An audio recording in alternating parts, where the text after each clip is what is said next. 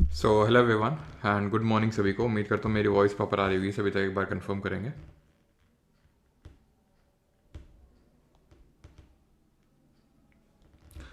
जल्दी से कंफर्म करेंगे एक बार सभी लोग। हेलो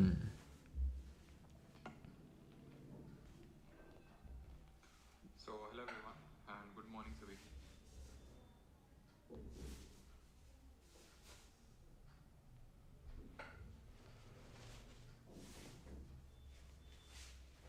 चलो, तो स्टार्ट करते हैं आज के लेक्चर। और आज के लेक्चर में हम लोग करने वाले हैं जहाँ से कल ख़त्म किए थे, है ना। तो कल कहाँ से ख़त्म किए थे?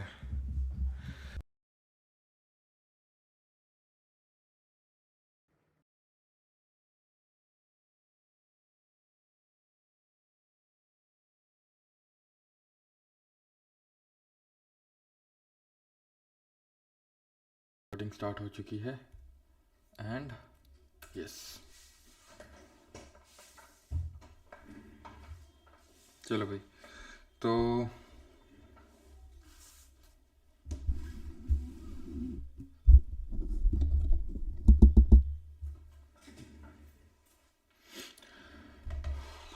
पेन कहाँ गया भाई? एक हो रहा है। देखो, उम्मीद करता हूँ मेरी वॉइस प्रॉपर आ रही है।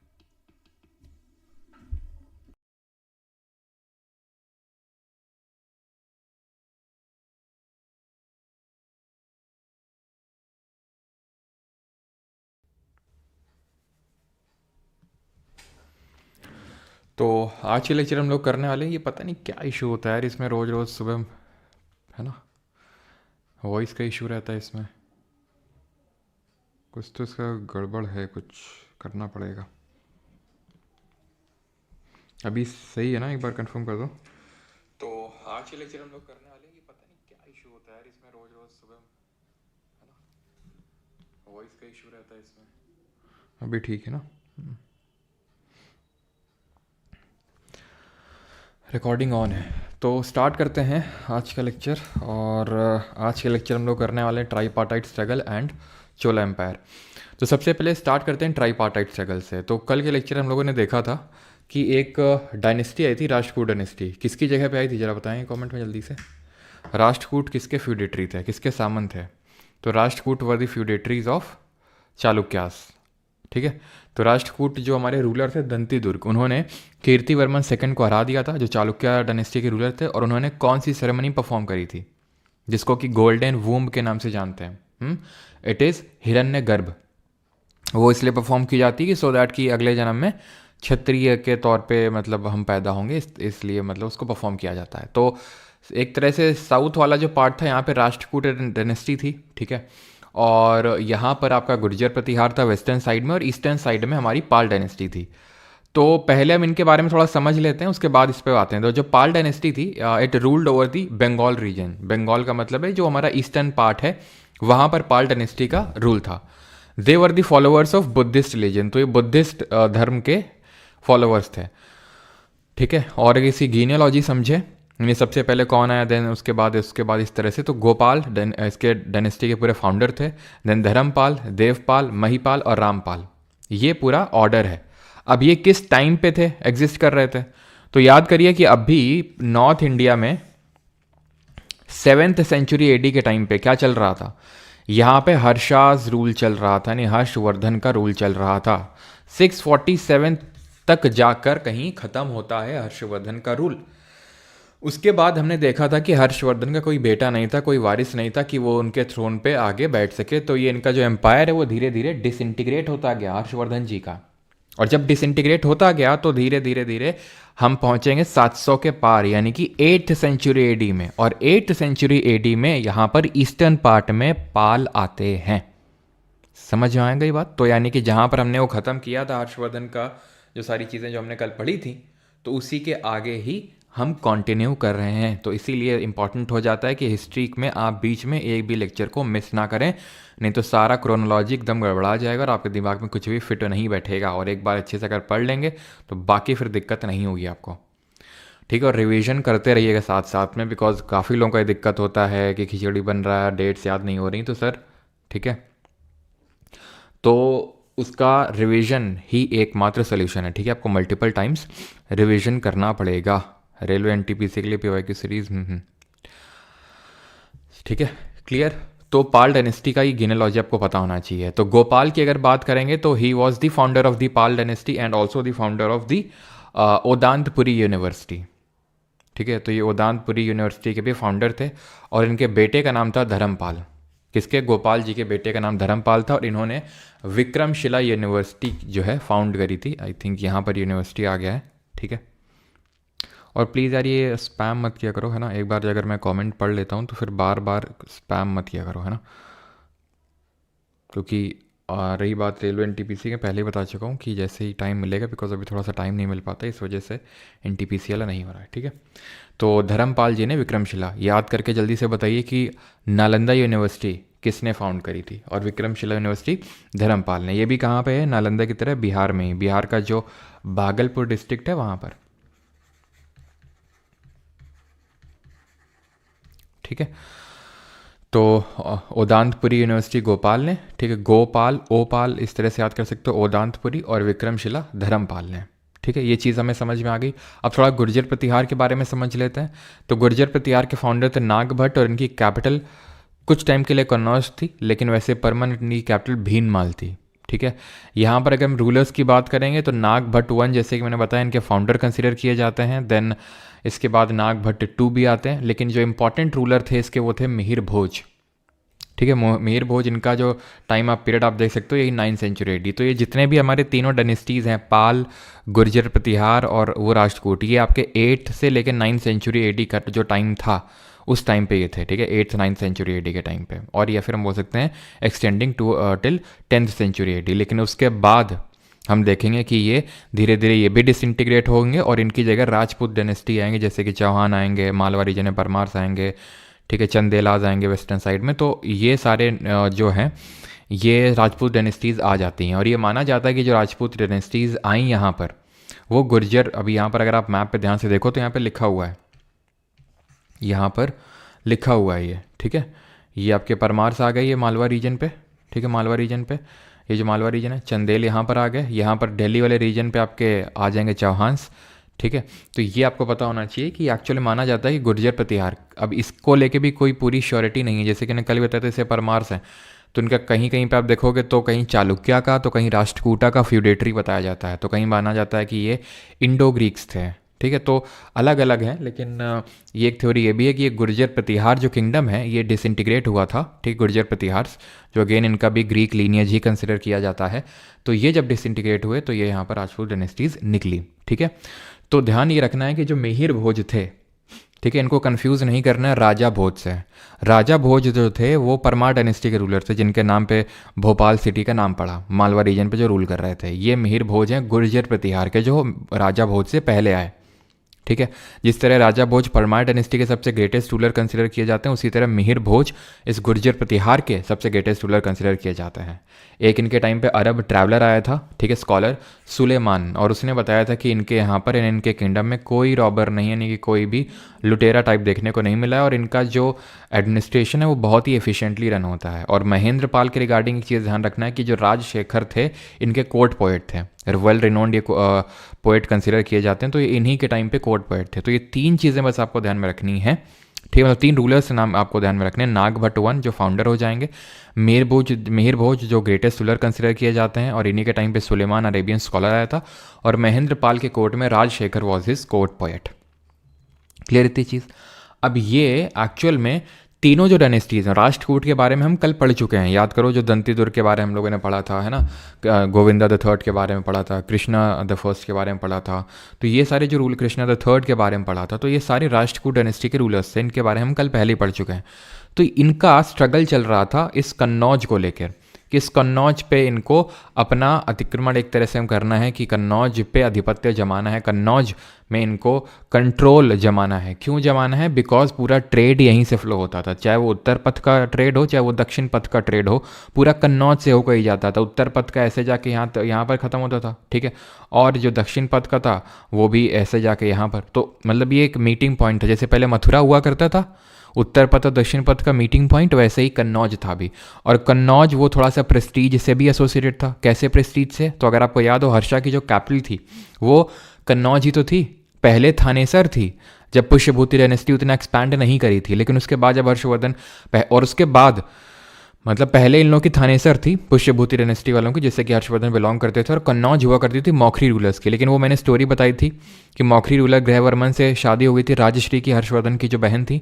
देन ग्रहवर्मन की डेथ हो जाती है, देन इनकी भी डेथ हो जाती है राजश्री की। तो उसके बाद हर्षवर्धन ही कन्नौज पे एक तरह से अपना कैपिटल को शिफ्ट कर लेते हैं। तो ये प्रेस्टीज से भी एसोसिएटेड है कि अगर जो कन्नौज पे रूल करेगा, कहीं ना कहीं हर्षा की कैपिटल थी। तो ये प्रेस्टीज को गेन करने के लिए गुर्जर प्रतिहार और पाल और जो राष्ट्रकूट हैं, ये तीनों आपस में लड़ रहे थे, और इसी को ट्राइपार्टाइट स्ट्रगल बोलते हैं। कब लड़ रहे थे ये? तो मेनली जो 8th और 9th सेंचुरी एडी, मेनली तो जो 9th सेंचुरी एडी वाला टाइम है उस टाइम पे लड़ रहे थे, मेनली 9th सेंचुरी के टाइम पे। ऐसा कोई ईयर नहीं है कि भाई इस साल ये युद्ध हुआ और इन तीनों में से एक जीत गया, नहीं। कभी गुर्जर प्रतिहार का कुछ टेम्परेरी तौर पे, जैसे धर्मपाल हैं, अब धर्मपाल गुर्जर प्रतिहार पाल डायनेस्टी के रूलर हैं, तो इनका कुछ टाइम के लिए कन्नौज पर कब्जा हो गया। ऐसे ही नागभट्ट टू, नागभट्ट सेकंड, उनका कन्नौज पे कुछ टाइम के लिए कब्जा हो गया। ठीक है, ऐसे राष्ट्रकूट डायनेस्टी के रूलर थे इंद्रजीत थर्ड, उनका कुछ टाइम के लिए कन्नौज पे रूल हो गया। तो इन सब का कुछ कुछ टाइम के लिए रूल हो गया। जैसे कि मैं अगर आपको बताऊं तो कन्नौज, इसको पहले कन्यक भुज के नाम से भी जाना जाता था, तो इसको कन्नौज स्ट्रगल के नाम से भी और कन्यक भुज स्ट्रगल के नाम से भी हम बोल देते हैं इसको। तो कुछ टाइम के लिए यहाँ पर पाल डायनेस्टी के रूलर धर्मपाल का थोड़े कंट्रोल रहा।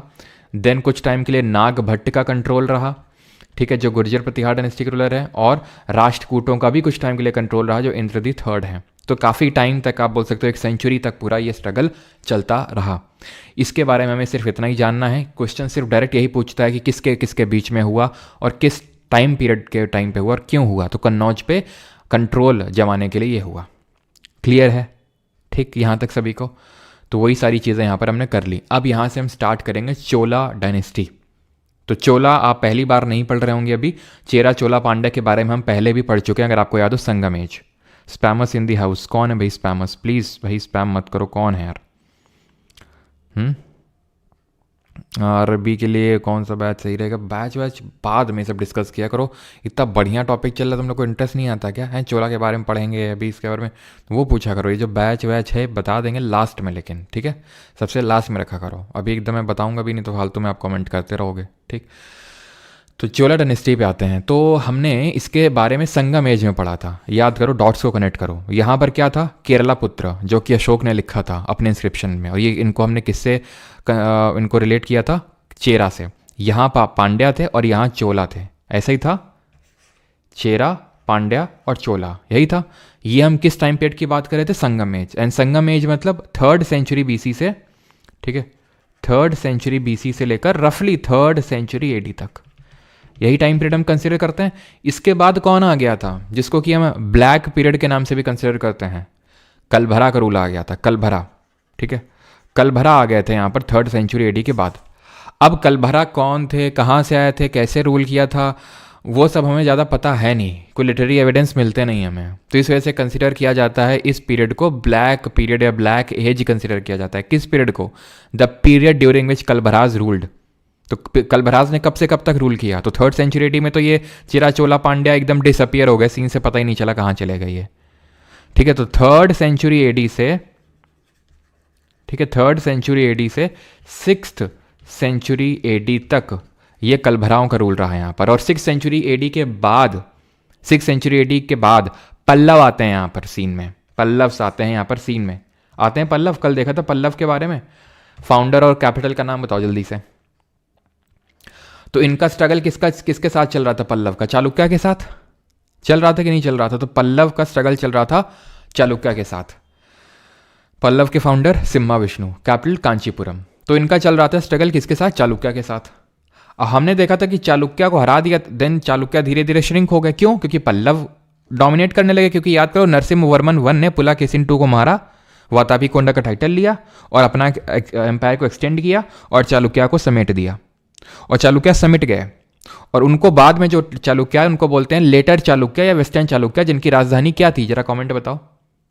तो वो वेस्टर्न जो चालुक्य थे, ठीक है, जो लेटर चालुक्य थे, तो उनमें भी हम देखते हैं कि रूलर आते हैं, जिनका नाम क्या था, जिनके बारे में अगर हम जाने तो कीर्तिवर्मन दी सेकंड थे, जिन्होंने पल्लव्स पे फिर से चढ़ाई करी।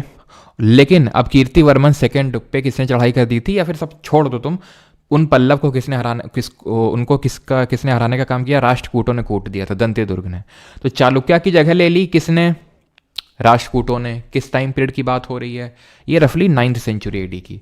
और पल्लव की जगह ले लेंगे चोला। समझे आप पूरा क्रोनोलॉजी कि भाई पल्लव, ये चालुक्य थे, ये पल्लव थे।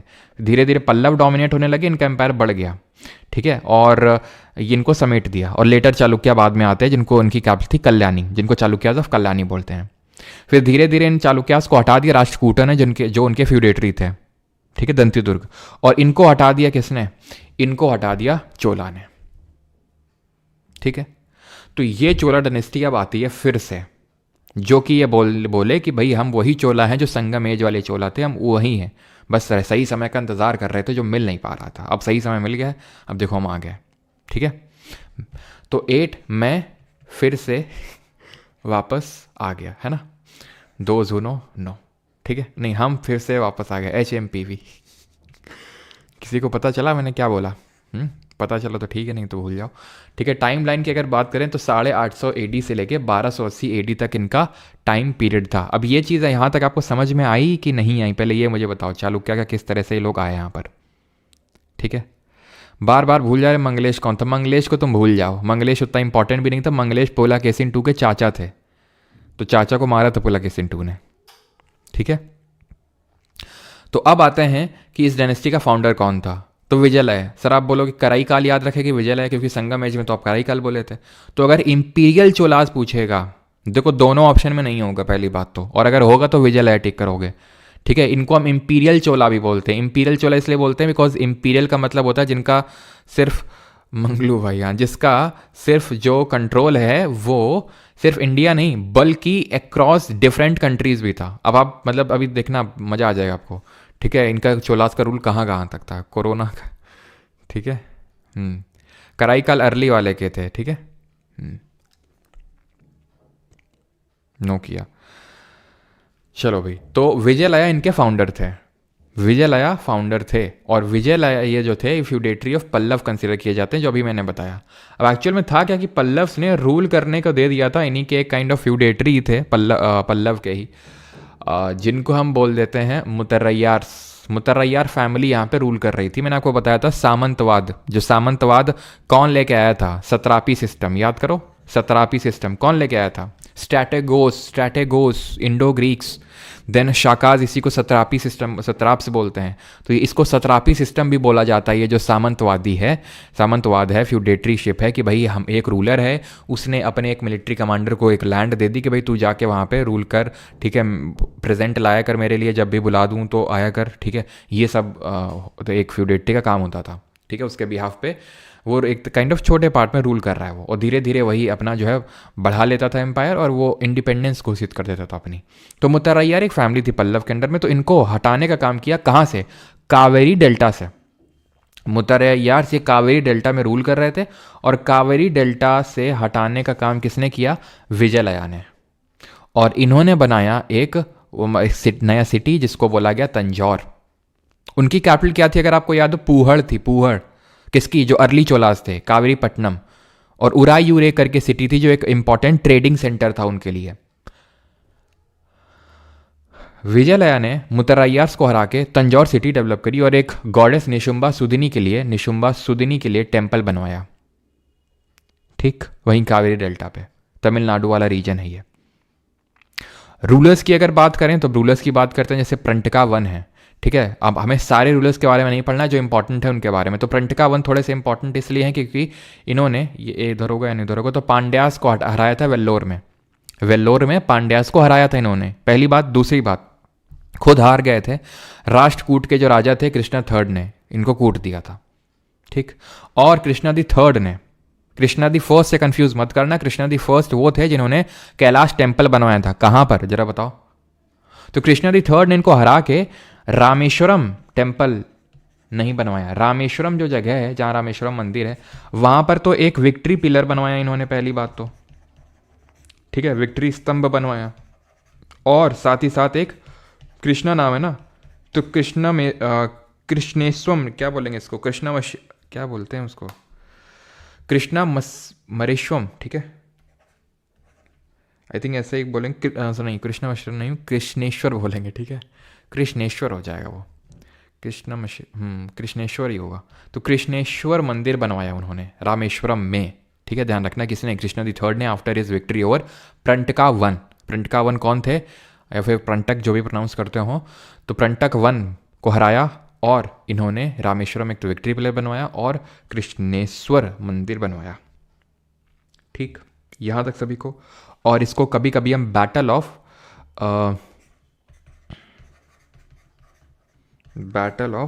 इसको हम बोल देते हैं टोकालम, ठीक है, टक्कोलम, जो कि एक जगह पड़ती है तमिलनाडु में, वहाँ पे, ठीक है, battle of तक्कोलम।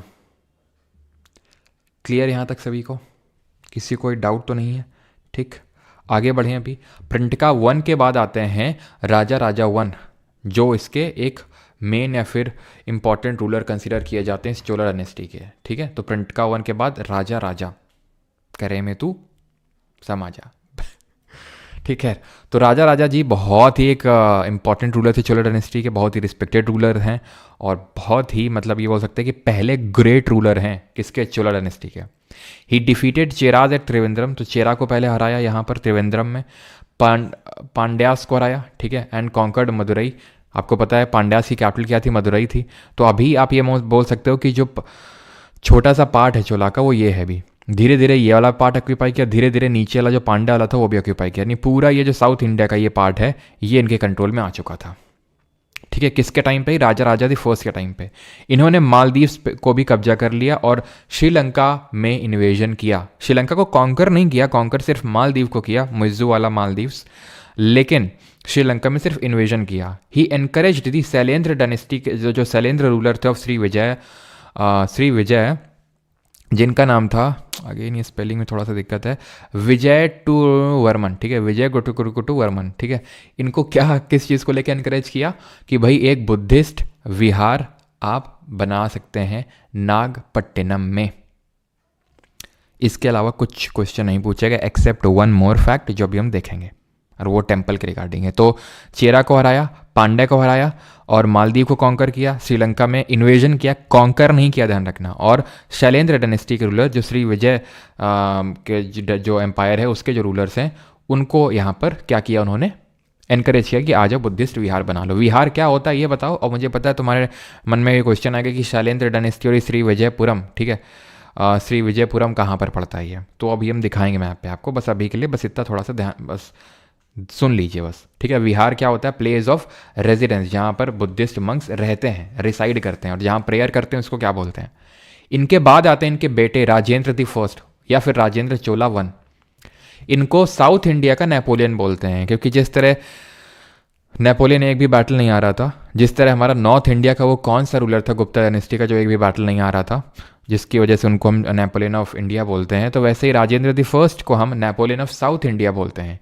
He completely conquered Sri Lanka, जो पहले सीलोन होता था, है ना, एशियन नेम सीलोन था। तो इनकी जो सिटी है अनुराधापुर, उस पर पूरी तरह से कब्जा कर लिया था, अनुराधापुर। बिकॉज हमें पता है कि अगर आपने कहीं कॉन्कर कर लिया वो तभी कंसिडर किया जाएगा जब आप वहाँ की कैपिटल को कब्जा कर लेते। तो अनुराधापुर वहाँ की कैपिटल थी, जिसको कि स्टार्ट किया था इनके पापा ने, राजा राजा द फर्स्ट ने, लेकिन इन्होंने इसको कॉन्कर कर लिया कंप्लीटली। महमूद जो गजनी था, महमूद ऑफ गजनी, वो इनका कंटेम्प्रेरी था, समकालीन था, जिसके बारे में कल से पढ़ेंगे। कल से हमारा नया अध्याय शुरू हो रहा है हिस्ट्री में, जो कि है मेडिवल हिस्ट्री, इस्लामिक इन्वेजन के साथ वो शुरू होगा, ठीक है। ही क्रॉस द गंगा रिवर, इन्होंने गंगा रिवर को क्रॉस किया और यहाँ पर जो बंगाल के 2 लोकल किंग हैं, राजा हैं, उनको हराया और टाइटल एक्वायर किया गंगई कोंडा चोला। गंगा कोंडा का मतलब कल बताया था कॉन्कर, यानी कि जो किसी चीज़ को जीत लेता है उसको कोंडा बोलते हैं, और चोला तो वो चोला जिसने कि गंगा को कॉन्कर कर लिया है, तो ये इन्होंने टाइटल लिया और एक नई सिटी बनाई गंगई कोंडा चोला पुरम। पुर का मतलब क्या होता है, फोर्ट, पुरम का मतलब फोर्ट। नॉर्थ इंडिया में पुर होता है और वहाँ पर पुरम होता है साउथ इंडिया में, तो पुरम का मतलब फोर्ट। तो उन्होंने ये सिटी बनाई, ठीक है, इनको किंग्स को हराने के बाद। Now he carried the naval expedition against Shri Vijay empire and Shailendra dynasty of Shri Vijayapuram. अब समझिए, जो चोला थे वो अपनी एफिशिएंट नेवी के लिए बहुत प्रसिद्ध थे। वर्ल्ड वाइड इनकी जो नेवी थी वॉज मोस्ट एफिशिएंट, आप ये समझ सकते हो, बहुत ज़्यादा एफिशिएंट थी। उस समय ऐसे जो आज शिप्स बनते हैं लोहे वोहे के, ठीक है, इन सब के मेटल्स के, या फिर जो बाकी हमारे मेटल्स होते हैं एल्यूमिनियम वगैरह इन सब के, लेकिन तब तो ये सब उतना अवेलेबल था नहीं। तो उस समय ये सिर्फ वुड के बनाते थे शिप्स, और उन वुड से बने हुए शिप्स से सेल कर करके दूसरे आइलैंड्स पे जाते थे। जैसे कि आपके ये आइलैंड हो गए अंडमान निकोबार वाले, आपके ये इंडोनेशिया सुमात्रा जावा वाला जो एरिया हो गया, ये आइलैंड। अब सोचिए यहाँ से पूरे शिप पे लेके जाते थे सेना आना और इनको हरा दिए, कॉन्कर कर लिया यहाँ पर। यानी कि ये जो पूरा है पार्ट, ये चोला एम्पायर के अंडर में आ गया था। यहीं पे रूल कर रहे थे श्री विजय, ये इसको बोलते हैं श्री विजयपुरम। वो तो आज इंडोनेशिया हो गया है, ये तो आज इंडोनेशिया हो गया, नहीं तो पहले श्री विजयपुरम था। और यहाँ पर Shailendra dynasty was one of the dynasty जो यहाँ पर रूल कर रही थी। बहुत सारी डायनेस्टीज आई थी, शैलेंद्र डायनेस्टी इनके टाइम पे रूल कर रही थी। और ये मोस्टली यहाँ पर कोई मतलब ये समझ लो कि ज़ीरो मुस्लिम पॉपुलेशन थी, मेनली तो यहाँ पर हिंदू बुद्धिस्ट पॉपुलेशन थी। जैसे कि शैलेंद्र डायनेस्टी की अगर बात करें तो देवर ऑफ इंडियन ओरिजिन, और ये महायान फॉर्म ऑफ बुद्धिज़्म को फॉलो करते थे, महायान बुद्धिज़्म। और अगर अभी आज आप इंडोनेशिया की पॉपुलेशन देखेंगे तो 87% जो पॉपुलेशन है इंडोनेशिया की वो मुस्लिम है। पूरे वर्ल्ड में सबसे ज़्यादा मुस्लिम्स इंडोनेशिया में ही रहते हैं, पाकिस्तान से भी ज़्यादा। और बची जो 13% है उसमें से 11% क्रिश्चियंस हैं। अब जो बाकी के 2% हैं वो उसमें बाकी की पॉपुलेशन है। तो ये जब इस्लामिक इन्वेजन शुरू हुआ उसके बाद हुआ है कि इंडोनेशिया में इतनी सबसे लार्जेस्ट मुस्लिम पॉपुलेशन बना, नहीं तो उससे पहले यहाँ पर mainly Hindu Buddhist population reside करती थी। तो यहाँ पर इसी को श्री विजयपुरम पहले बोला जाता था, इसका नाम तो श्री विजयपुरम। और यहाँ पर रूल किसका था? शैलेंद्र डायनेस्टी का। अभी हमने देखा इनके जो पापा थे उनके अच्छे टर्म्स थे इनके साथ, शैलेंद्र डायनेस्टी वालों के साथ, क्योंकि इन्होंने इनकरेज किया है विजय, और ये जिनका नाम विजय टोवर्मन, ठीक है, तो इनको इनकरेज किया कि आप यहाँ पर आके विहार बनाओ। इनके भी ठीक ठाक टर्म से शुरू में, लेकिन आप अगर यहाँ पे यहाँ से देखो तो ये कौन सा स्ट्रेट है, ज्योग्राफी मैंने आपको पढ़ाए थे, कौन सा जल डमरू मध्य है, तो ये हमारा मलक्का स्ट्रेट। और ये मलक्का स्ट्रेट बहुत इंपॉर्टेंट है, आज भी इंपॉर्टेंट है ये। क्यों? क्योंकि यहाँ से पूरा ट्रेड फ्लो होता है, और चाइना भी आज इस पर कंट्रोल करना चाहता है, ठीक है। तो यहाँ पर चाइना कंट्रोल करना चाहता, तो उसी टाइम पे चोला भी कंट्रोल करना चाहते थे उसको, क्योंकि यहीं से पूरा ट्रेड फ्लो होता था, और ट्रेड इनके लिए एक बहुत इंपॉर्टेंट चीज़ थी चोलास के लिए। तो इसी वजह से इनके लिए इंपॉर्टेंट हो गया कि इस पर कब्जा जमाया जाए, ठीक है, सो दैट चाइना के साथ ही ट्रेड कर सकें। तो इन्होंने यहाँ पर कब्जा किया। और समझ सकते हैं उस टाइम पे तो कंपास वगैरह भी नहीं होते थे, तो सोचो कैसे सेल करते हुए कि अब मान लो यहाँ से निकले, दिख थोड़ी ना रहा कि वो देखो दिख रहा है श्री विजयपुरम, चलो चलो वहीं चलो जल्दी से, हैं थोड़ी देर तुम निकलोगे, आज चारों तरफ समुद्र दिखेगा, कुछ दिखेगा उसके। तो इस पता है बहुत अच्छी अच्छी टेक्निक्स का यूज़ करते थे, जैसे कि चिड़ियों को साथ लेके जाते थे, चिड़ियों को उड़ा देते थे। अब चिड़ियाँ अगर वापस आ गई तो इसका मतलब है कि दूर दूर तक अभी कोई ज़मीन नहीं है, और अगर चिड़िया वापस ना आई तो मतलब है कि आसपास कोई ज़मीन है, क्योंकि चिड़िया ज़मीन में ही सर्वाइव कर सकती हैं, समुद्र में नहीं। तो इसलिए जो है ये चिड़िया वगैरह को लेके और बाकी भी चीज़ों का यूज़ करते थे, तब वहाँ तक सोचे पूरी लेके जाते थे। मतलब एफिशिएंट नेवी थी इनकी, बहुत ज़्यादा एफिशिएंट थी, ठीक है। यानी कि हम बोल सकते हैं कि मराठा से भी पहले, मराठास को हम जानते हैं, लेकिन मराठा से भी पहले अगर किसी की एफिशिएंट नेवी थी तो दोज वर चोलास, है ना, क्लियर। हाँ, कोकेन मिला था मलक्का में। चलो, स्टेनो के लिए कोई बैच है क्या भाई? अलग से केशव पंडित किसी एग्ज़ाम के लिए कोई बैच नहीं चलता है कि सीजीएल का अलग है, सीएचएसएल का अलग है, सीपीओ का अलग है, स्टेनो का अलग है। यही कॉमन है, यही सबका है, ठीक है, यही सब के लिए एग्ज़ाम के लिए, ठीक है। क्योंकि कोई भी ऐसा अलग अलग नहीं होता है कि सीएचएसएल में अलग क्वेश्चन पूछता है, स्टेनो में अलग क्वेश्चन पूछता है। तो ये चीज़ यहाँ तक आई होप आपको क्लियर हो गई होगी, ठीक, clear. Chola fought against the Chalukyas of Kalyani हम देख चुके हैं, और जो चालुक्यास थे, ठीक है, उनके साथ इनकी फ़ाइट होती है। और एक चीज़ ध्यान में रखेंगे, वैसे तो मैंने आपको बता ही दिया था ये कृष्णा 3 वाली चीज़, ठीक है। चालुक्याज ऑफ कल्याणी के साथ फॉट किया था, देन राष्ट्रकूटा के साथ फॉट किया था, ठीक है। चोला एम्पायर डिक्लाइन कर गया था 13वीं सेंचुरी के टाइम पे, क्योंकि कोई ज़्यादा एकदम प्रोमिनेंट रूलर रहा नहीं, और फिर जितने बड़े होंगे आप, जितने प्रसिद्ध होंगे आप, उतने ही आपके एनिमीज़ भी होंगे, सिंपल सब बात है, ठीक है। तो यहाँ पर इनके जो पांड्याज जो थे, जो हमें पता है कि पहले भी इनके साथ बैटल हो चुके थे। तो इन्होंने इनकी जगह ले ली, पांड्या और होयसाल ने। ठीक है, चालुक्य की जगह किसने ले ली थी? यादव्स और ककातिया ने।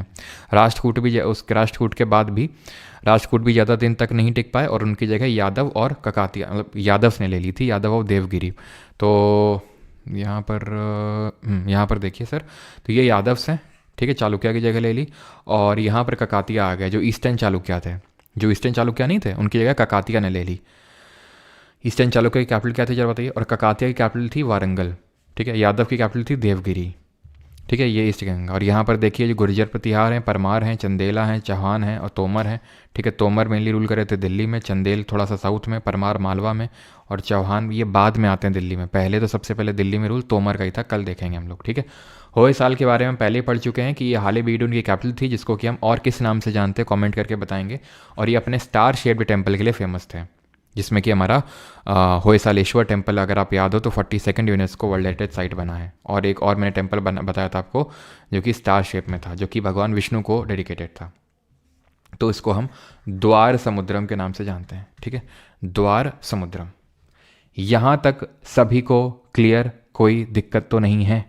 अब हम देखते हैं चोल के टाइम पे किस तरह का एडमिनिस्ट्रेशन था, ये लोग और जो बाकी चीज़ें हैं जिनके बारे में हमें पता चलता है इनके टेम्पल से और इनके जो इंस्क्रिप्शंस हैं। तो लैंड डोनेशन किया करते थे चोला एम्पायर वाले जो हैं। लैंड डोनेशन में मतलब है कि लैंड डोनेट करते थे। सबसे पहले लैंड डोनेशन की जो प्रथा है वो किसने शुरू करी थी, किस जेनेस्टी ने, कोई बताएगा?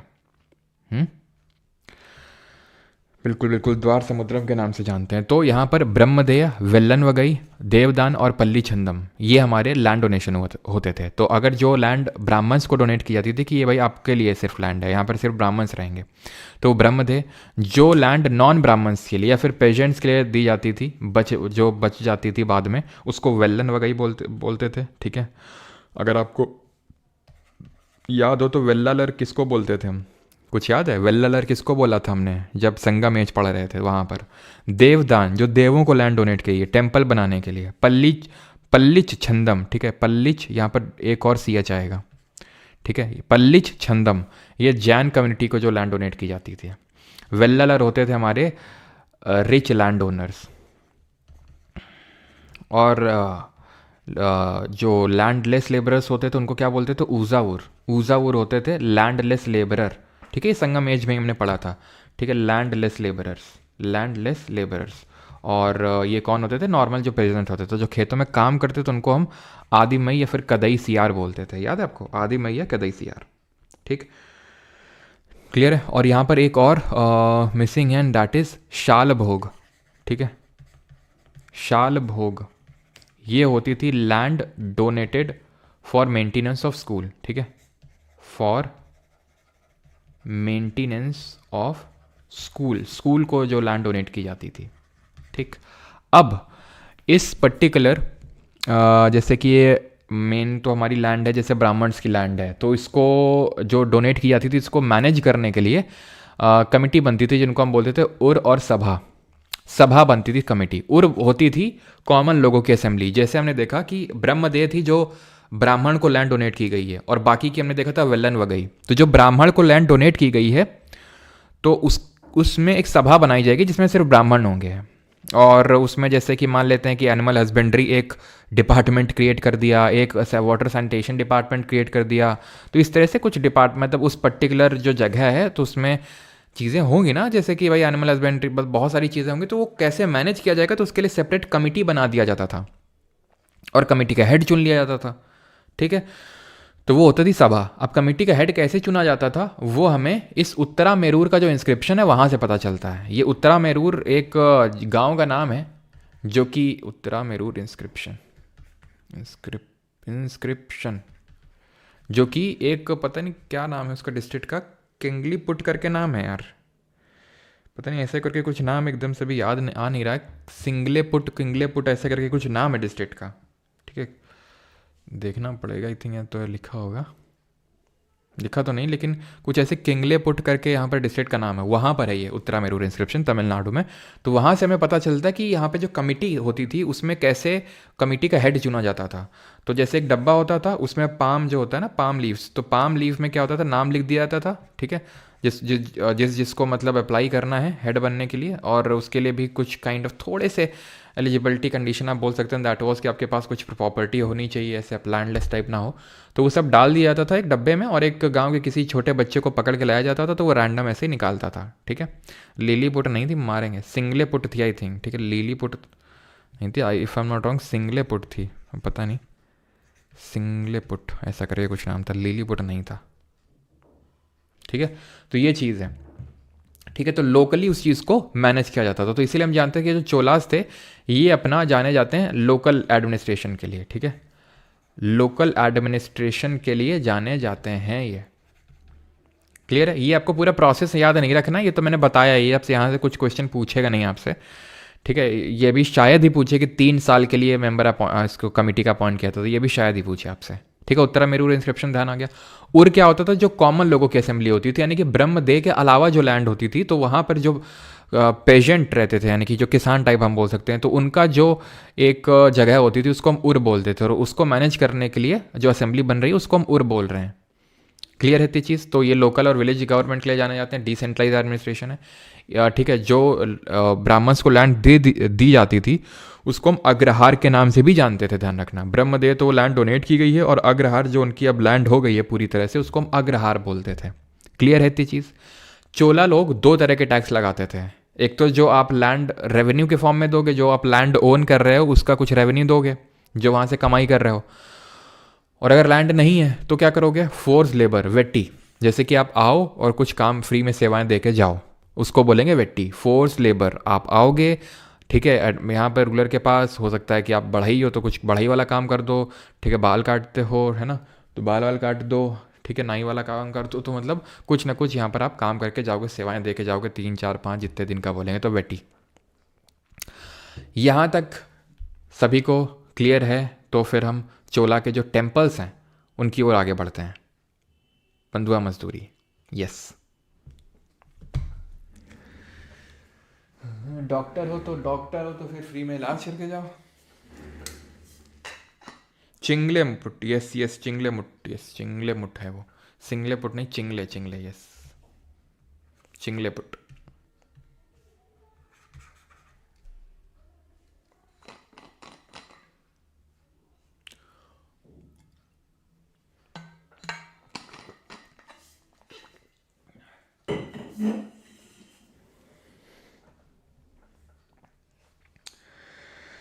हाँ, चलो भाई, तो आगे बढ़ते हैं और टेम्पल्स पे आते हैं। तो टेम्पल्स जो हैं ये यूनेस्को के वर्ल्ड हेरिटेज साइट में इंक्लूडेड हैं। 2 टेम्पल्स हैं, वैसे तो 3 टेम्पल हैं, एक तो जो तंजौर में बने हुए हैं। ठीक है, चलो पहले तो एक तो बृहदेश्वर मंदिर है, एक ऐरावतेश्वर मंदिर है। बृहदेश्वर 2 मंदिर है, एक तो जो राजा राजा वन ने बनाया है, और एक इनके बेटे राजेंद्र द फर्स्ट ने बनाया है। ये वाला जो है ना तंजौर में है, ये तंजौर में है, और ये वाला जो है ना जो राजेंद्र वन ने बनाया, ये गंगई कोंड चोलापुरम में है। याद करने में बिल्कुल भी दिक्कत नहीं, क्योंकि अगर आपको याद हो तो पहले तंजौर ही इनकी कैपिटल थी, जो विजयलया ने बनाई थी सिटी। देन उसके बाद राजेंद्र द फर्स्ट ने इस सिटी को स्टैब्लिश किया था, जिसको कि हम गंगई कोंड चोलापुरम के नाम से जानते हैं। ठीक है, तो ये आपको आराम से याद हो जाएगा। और ये जो टेम्पल है, ये जो बृहदेश्वर टेम्पल जो राजा राजा वन ने बनाया तंजौर में, इसको राज राजेश्वर मंदिर के नाम से भी जानते हैं। तो अगर आपसे पूछ ले राज राजेश्वर मंदिर किसने बनवाया, तो वो राजा राजा वन, वही सेम टेम्पल है आपका जो बृहदेश्वर टेम्पल है। ठीक, और जो बृहदेश्वर आपका गंगई कोंडा चोलापुरम में, वो राजेंद्र द फर्स्ट ने बनाया। अब ये है आपका बृहदेश्वर वाला मंदिर, तंजौर वाला। ठीक है, आप यहाँ पर देख सकते हो ये 90 टन का, 90 टन में कितने किलो हुए जरा बताओ कमेंट में। 90 टन का ये पत्थर रखा हुआ है यहाँ पर। अब सोचो, तब तो क्रेन वेन होती नहीं थी, तो कैसे रखा होगा। तो ये कंसिडर किया था कि 4 किलोमीटर लंबा ऐसा एक इंक्लाइंड प्लेन रखा गया, और उससे धीरे धीरे धीरे धीरे धीरे धीरे जो चढ़ा के यहाँ पे इसको फिट किया गया। समझ रहे हो। तो ये है, ये आपको जो यहाँ पर दिख रहा है ये कोई टेम्पल नहीं है, इसको गोपुरम बोलते हैं। तो चलिए आइए हम पहले ये समझ लेते हैं कि एक टेम्पल आर्किटेक्चर में क्या क्या चीज़ें हमें देखने को मिलती हैं। तो जो कि मैंने आपको कल बताया था कि आज वाले लेक्चर हम लोग देखने वाले टेम्पल आर्किटेक्चर। तो टेम्पल्स जो होते हैं हमारे मेनली 2 तरह के होते हैं। नॉर्थ इंडिया के जो टेम्पल होते हैं वो नगर स्टाइल में बने होते हैं। ठीक है, नॉर्थ इंडिया के टेम्पल्स, और जो साउथ इंडिया के टेम्पल्स हैं वो द्रविड़ स्टाइल में बने होते हैं। ठीक, अब इसमें बेसिक डिफरेंस क्या होता है, पहले तो हम ये देख लेते हैं कि कॉमन क्या चीज़ होती है। तो जहाँ पर भगवान की मूर्ति रखी होती है सबसे अंदर रखी होती है, जब आप जाते हो तो ऐसे तो तुरंत तो मिल नहीं जाते हैं, भगवान बहुत अंदर तक जाना पड़ता है। तो जहाँ रखा होता है भगवान का मूर्ति उसको गर्भगृह बोलते हैं। गर्भगृह को ही हम सैंक्टम सैंक्टोरम के नाम से भी जानते हैं, सैंक्टम सैंक्टोरम। जहाँ पर आपके वो मेन जिन भगवान का ये मंदिर है जहाँ पे वो रखे होंगे, तो सैंक्टम सैंक्टोरम इसको बोलते हैं। ठीक, ये कॉमन है एक चीज़। ये जो पूरा पिलर्ड हॉल होता है, जो पूरा हॉल होता है जिसमें आप चल के जाते हो अंदर तक, ये पिलर्ड हॉल होता है, इसको मंडप बोलते हैं। यहाँ पे भी मंडप बोलते हैं, नॉर्थ इंडिया में भी, और साउथ इंडिया में भी मंडप बोलते हैं इसको। ये भी कॉमन है। तो अंतर क्या है? अंतर आपको दिख रहा होगा, ये जो मेन श्राइन है, ये मेन श्राइन है टेम्पल का, जहाँ पर वो भगवान इंस्टॉल्ड हैं वो, ठीक है। तो इसको शिखर बोलते हैं यहाँ पर। और वहीं तुम चले जाओ साउथ इंडिया में तो उसको विमान बोलते हैं, इसको जो मेन श्राइन है। क्लियर है? यहाँ पे इसको शिखर बोल रहे हैं और यहाँ पे इसको विमान बोल रहे हैं। ये एक मेन डिफरेंस आपको याद रखना है। और दूसरा मेन डिफरेंस जो आपको याद रखना है वो ये है कि साउथ इंडिया के टेम्पल जिनको द्रविड़ स्टाइल बोलते हैं, यहाँ पर जो कि दर्शाया नहीं गया है, जो कि अब जो ये हम देख रहे थे, ये जो हम देख रहे थे ये, ठीक है, यानी टेम्पल से पहले एक एंट्रेंस बना होगा।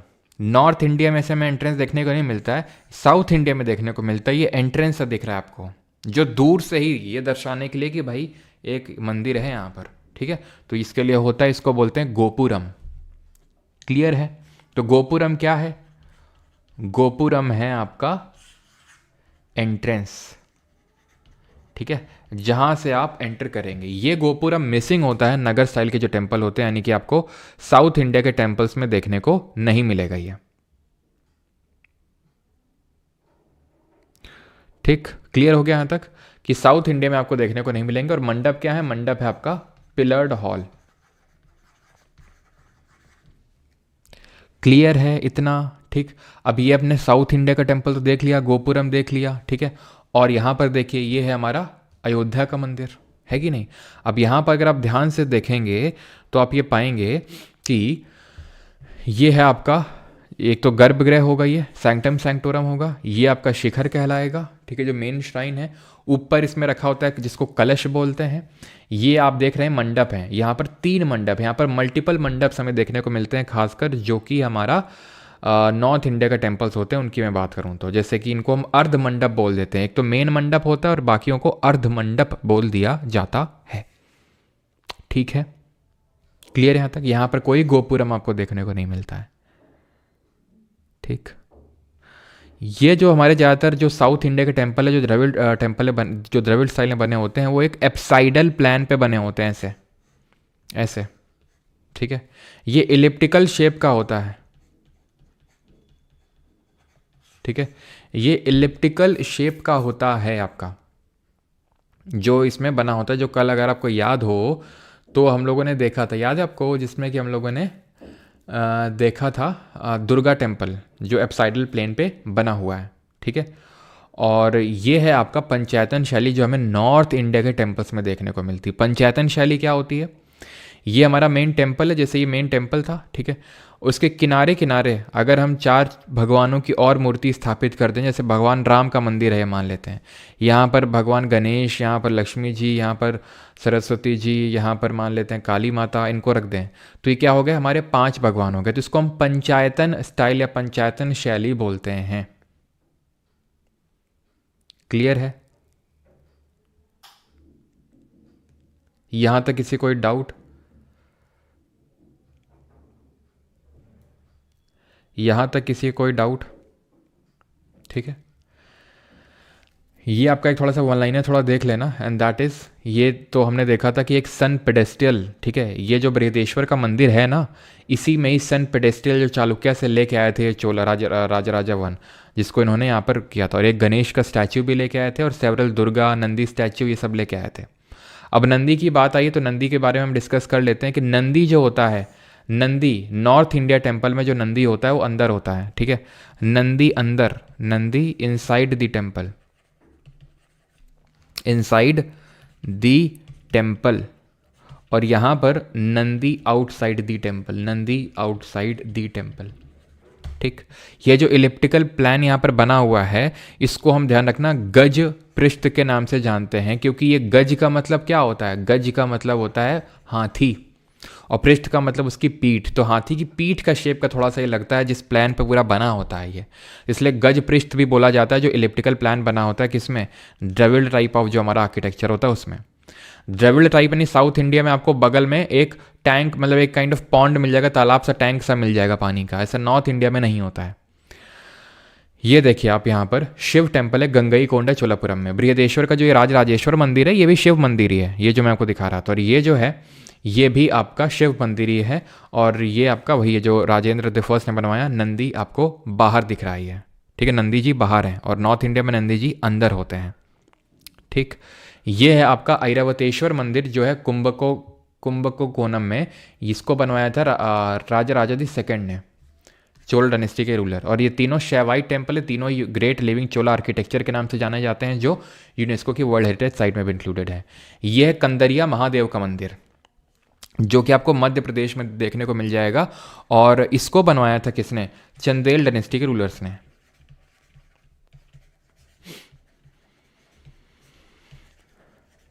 ठीक है, माना जाता है कि जब उन्होंने विक्ट्री पा ली थी महमूद ऑफ जो गजनी है, ठीक है, मतलब काइंड ऑफ विक्ट्री का मतलब है कि वो हारे नहीं थे, ठीक है, इन पर अटैक किया था उसने और ये हारे नहीं थे, तो उसको कमेमोरेट करने के लिए बनाया गया था। और इसके जो स्कल्पचर्स हैं वो बेस्ड हैं जो ये वात्सायन की काम सूत्र है उस पर, ठीक है, वात्सायन की जो काम सूत्र है उस पर इसके स्कल्पचर्स जो हैं बेस्ड हैं। ये भी आपका नॉर्थ इंडियन टेम्पल है। तो आप ये देख सकते हैं अर्ध मंडप है, मेन मंडप है और ये मेन श्राइन है। यहाँ पर गर्भगृह होगा, ये आपका क्या होगा, ये आपके मंडप होंगे जो पिलर ढॉल होते हैं। क्लियर है, आगे बढ़ें अभी। तो अगला है हमारा and that is this temple is Virupaksha temple at Pattadakal, जिसको किसने बनवाया था, हमने कल देखा था क्वीन लोक महादेवी ने। ठीक है, और ध्यान रखना ये खजुराहो ग्रुप ऑफ टेम्पल का पार्ट है, ये it is a part of Khajuraho temples, Khajuraho group of temple, जिनको कि चंदेल डायनेस्टी के रूलर्स ने बनवाया था। ये कंदरिया महादेव है आपका। ठीक है, चलो आगे बढ़ते हैं। और ये है आपका क्वीन लोक महादेवी ने, वो लक्कन दंडेशाला अलग है जो हम्पी में है, वो हम पढ़ेंगे। विरूपाक्ष टेम्पल हम्पी में, विजयनगर में बहुत बढ़िया बढ़िया टेम्पल्स हैं। इसको चालुक्य डायनेस्टी के द्वारा बनवाया गया था, वो हम कल भी देख चुके हैं। और इसको वेसरा स्टाइल में बनवाया गया है। अभी हमने पढ़ा Nagara style north India, Dravida style south India. ठीक है, ये जो वेसर स्टाइल है ये नगर और द्रविड़ का मिक्सचर है, नगर और द्रविड़। ये प्रॉपर विमान की तरह भी नहीं लग रहा है। अब शिखर इस तरह से होता है कर्वी लीनियर स्टाइल में, विमान होता है एकदम यूं, ये विमान और एक तरह से शिखर का एक मिक्सचर है। तो नगर और जो द्रविड़ है उसका मिक्सचर निकाला चालुक्य ने। नगर है नॉर्थ इंडिया में, द्रविड़ है साउथ इंडिया में, ये बीच में चालुक्य लोग रह रहे थे कर्नाटक वाले रीजन में। तो यहाँ पर उन्होंने निकाला वेसर स्टाइल। किसने, याद कर रखना, चालुक्य डायनेस्टी ने इसको डेवलप किया। और चालुक्य के फ्यूडेटरी थे एक सोलंकी, जो गुजरात वाले रीजन में रूल कर रहे थे। गुजरात वाले रीजन में सोलंकी रूल कर रहे थे। उन्होंने अपना नया निकाला जिसको बोलते हैं मारू गुर्जर। क्या निकाला उन्होंने, मारू गुर्जर। ये है दिलवाड़ा जैन टेम्पल, दिलवाड़ा जैन टेम्पल। ठीक है, ऐसे ही सोमनाथ मंदिर है गुजरात में जिसको महमूद ऑफ गजनी ने लूटा था, कल देखेंगे। तो दिलवाड़ा जैन टेम्पल हो गया, ये इसको किसने बनवाया था, वास्तुपाल ब्रदर्स में। और ये कहाँ पर आपको देखने को मिलेगा, कहाँ पर देखने को मिलेगा, तो ये आपका देखने को मिलता है मारू गुर्जर, मतलब नगर स्टाइल ही है लेकिन उसमें थोड़ा सा कुछ और बदलाव कर दिए जाते हैं। जैसे कि जो खंभे हैं उसमें बहुत अच्छे अच्छे स्कल्पचर्स बना दिए, तो उसी को मारू गुर्जर स्टाइल बोल देते हैं। और ये मारू गुर्जर जो स्टाइल है कहाँ देखने को मिल रही है, ये हमें देखने को मिल रही है गुजरात और राजस्थान वगैरह के जो टेम्पल्स है वहाँ पर। तो मारू गुर्जर स्टाइल को किसने डेवलप किया था, इसको डेवलप किया था सोलंकीज़ ने। सोलंकीज़ किसके फ्यूडेटरी थे, चालुक्यास के। ठीक है, सोलंकियों ने।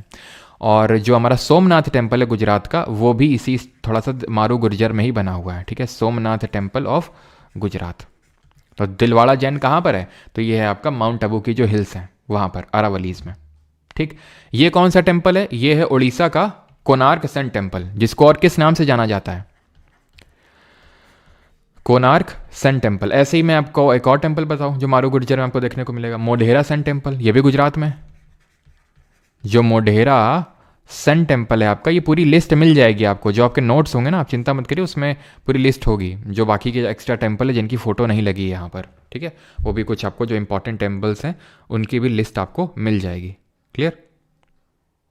चलो, तो ये आपका कोणार्क का सन टेम्पल, और इसको हम ब्लैक पगोडा के नाम से जानते हैं। पगोडा का मतलब होता है एक काइंड ऑफ, ये सब जो ट्रैवलर आते थे वो नाम इनका रखते थे, जैसे ब्लैक पगोडा वगैरह। तो पगोडा का मतलब एक तरह से स्तंभ होता है, पिलर टाइप, ठीक है, जिसको ब्लैक पगोडा बोलते हैं।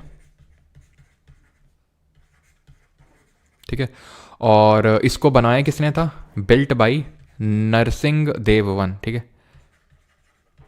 नरसिंह देव फर्स्ट ने बनवाया था इसको, जो कि किस डायनेस्टी से थे? Eastern Ganga dynasty. जो पल्लव वल्लभ जब डिसइंटीग्रेट हो गए थे तो उसके बाद ये लोग आए थे। ठीक है, ईस्टर्न गंगा डायनेस्टी वाले, ईस्टर्न गंगा डायनेस्टी ने बनाया था। ठीक है, यहाँ पर उड़ीसा वाले रीजन में, जब यहाँ पर हमने देखा था चालुक्याज ऑफ वंगी के चालुक्य थे, तो यहाँ पर ककातिया आ गए थे, और इनके ऊपर ईस्टर्न गंगा डायनेस्टी थी उड़ीसा वाले रीजन में। आंध्रा वाले में ककातियाज थे। ठीक, ये ब्लैक पगोडा है उड़ीसा का। ठीक है, कहाँ पर है? उड़ीसा में, सबको पता होगा। ठीक है, चंद्र प्रभा मेला भी लगता है ना? कितने लोग हैं यहाँ से, उड़ीसा से? क्लियर है? तो ये भी आपको नगर स्टाइल में देखने को मिलेगा, और इसमें भी नगर का भी मतलब है क्या ना। अब एकदम आप सेम नहीं सबको उसे करते, तो सर इसमें ऐसा तो दिख ही नहीं रहा। कुछ ना कुछ उस पर्टिकुलर रीजन के भी, अब वैसे हम लोग भी हिंदी बोलते हैं, राजस्थानी भी हिंदी बोलते हैं, मतलब हम लोग का यूपी लोग हिंदी बोलते हैं, एमपी में भी हिंदी बोलते हैं, राजस्थान में भी हिंदी बोलते हैं, बिहार में भी हिंदी बोलते हैं, लेकिन सबके हिंदी में कुछ ना कुछ टोन में चेंज है ना। तो वैसे ही कुछ ना कुछ चेंज है। जैसे नगर में ये थोड़ा सा इन्होंने कलिंग आर्किटेक्चर डाल दिया है, वहाँ का जो लोकल इन्फ्लुएंस है वो डाल दिया उन्होंने। और ये आपको टेम्पल कितने रुपए के नोट में देखने को मिलेगा, जरा बताइए। इसको, ये है आपका जगन्नाथपुरी। ठीक है, जगन्नाथ का पुरी मंदिर, पुरी का जगन्नाथ मंदिर। ठीक है, जगन्नाथ मंदिर है पुरी का। इसको किस नाम से जानते हैं? वाइट वाइट दिख रहा है ना, तो वाइट पगोडा के नाम से इसको जानते हैं। ठीक है, और ये जो पूरा ऐसे स्टाइल होता है ना, इसको रेखा दिवला स्टाइल बोल देते हैं हम कभी कभी। वैसे ही पूछेगा तो नहीं, बहुत ही कम चांस है, रेखा दिवला स्टाइल बोल देते हैं। ठीक है, और इसको अवंती डायनेस्टी एक थी, और ईस्टर्न गंगा डायनेस्टी ने इसको बनवाया था। और ये आपको 10 रुपए के नोट में देखने को मिलेगा। ठीक है, जो ₹10 का नोट है ना उसमें। देन चलिए अभी आते हैं, ये टेम्पल वेम्पल ख़त्म करते हैं, और अभी आते हैं किस पे? अभी आते हैं ये जो स्कल्पचर देखने को मिला। अब हाँ, Chandra Prabha fest, okay okay okay. तो अब ये ध्यान रखना कि जो चोला थे ना, ठीक है, ये ध्यान रखना, Cholas were known for their splendid bronze sculptures. Bronze के बने हुए स्कल्पचर्स के लिए जाने जाते थे ये, मतलब बहुत तगड़े लेवल के। आप देख सकते हो कितने तगड़े लेवल का ये ब्रॉन्ज का बना हुआ है। और ये लॉस्ट वैक्स टेक्निक का यूज़ करके बनाते थे। लॉस्ट वैक्स टेक्निक का मतलब है कि जैसे जैसे कि एक मिट्टी का पहले बना लिया, ये मिट्टी का बना लिया होगा, इसके अराउंड पूरी मोम लगा दी। ठीक है, क्या लगा दी? सॉरी, मोम का पूरा बना लिया और उसके अराउंड मिट्टी लगा दी। मोम का बना लिया ये पूरा, और मिट्टी लगा दी उसके अराउंड। ठीक है, जब उसको गर्म करोगे तो मोम पिघल जाएगी। ठीक है, पक, और मिट्टी वो पक जाएगी, तो यानी मिट्टी का ये पूरा ढांचा सा बन जाएगा। उसमें ये ब्रॉन्ज को थोड़ा सा मॉल्टेन स्टेट में भर देंगे, तो अपने आप वो, और फिर मिट्टी को फोड़ के निकाल देंगे, तो पूरा ये स्कल्पचर निकल आता है।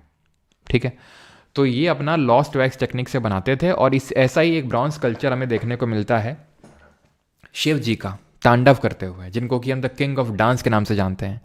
जहाँ पर हमें दिख रहा है इनका जो राइट वाला पैर है, वो किस तरह से जो डीमंस हैं उनको साइड या उनको दबाने, उनको कुचलने के लिए यूज़ कर रहे हैं। ठीक है, उनको कुचल रहे हैं, और जो नेगेटिव एनर्जी है उसको ये लेफ्ट पैर से, ठीक है, लेफ्ट पैर से उसको मतलब एक तरह से हटा रहे हैं, हम एक तरह से बोल सकते हैं। और इनके हाथ में डमरू है। अभी डमरू किसको सिंबलाइज करता है? तो डमरू कहीं ना कहीं हमारा जो एक्सपैंडिंग यूनिवर्स है उसको सिंबलाइज करता है, जो भगवान शिव का डमरू है।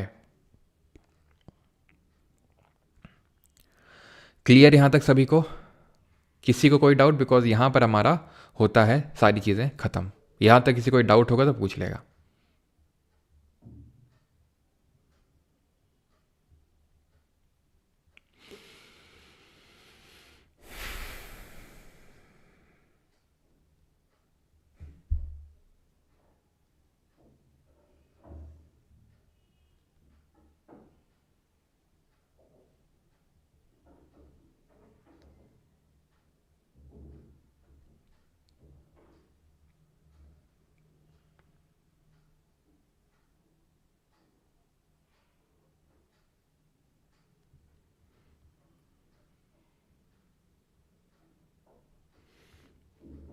यहाँ तक किसी कोई डाउट?